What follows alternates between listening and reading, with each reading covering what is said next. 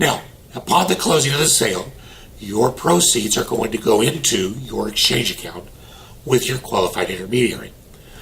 Then you're going to go find your property. Remember, 45 days, 180 days. When you find that property and you get it under contract, guess what? You're going to assign your contract rights to purchase it to the QI. Then there's going to be a notice at the closing table that the 1031 exchange has happened. Your proceeds come in from the exchange account.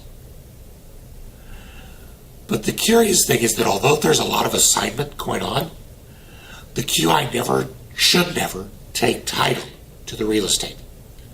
It should always be directly deeded from you, the seller, to the buyer, or from the seller to you, the buyer, to complete your 1031 exchange. The QI is the assignee only on the settlement statement. But the question then is asked, at the end of the deal, did you sell a piece of property? I see the camera nodding up and down. No, you didn't. Wait, what?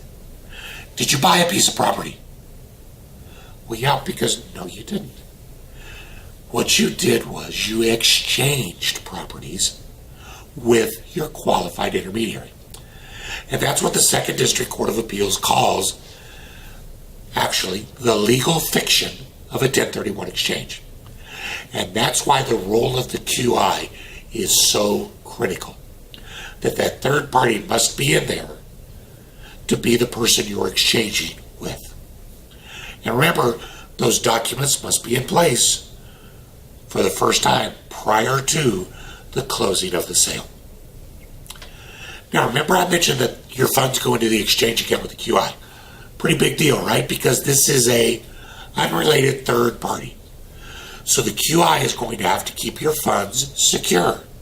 They're going to have levels of bonding and insurance. They're going to keep your money safe because that's your money, not theirs.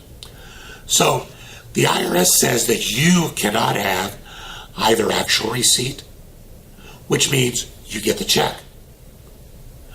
The IRS also says, though, that you cannot have constructive receipt. Constructive receipt is where you would say to your title company, just keep the proceeds. I'm going to do a 1031 exchange. That will not work. Because anytime you ask, the title company would give you that money.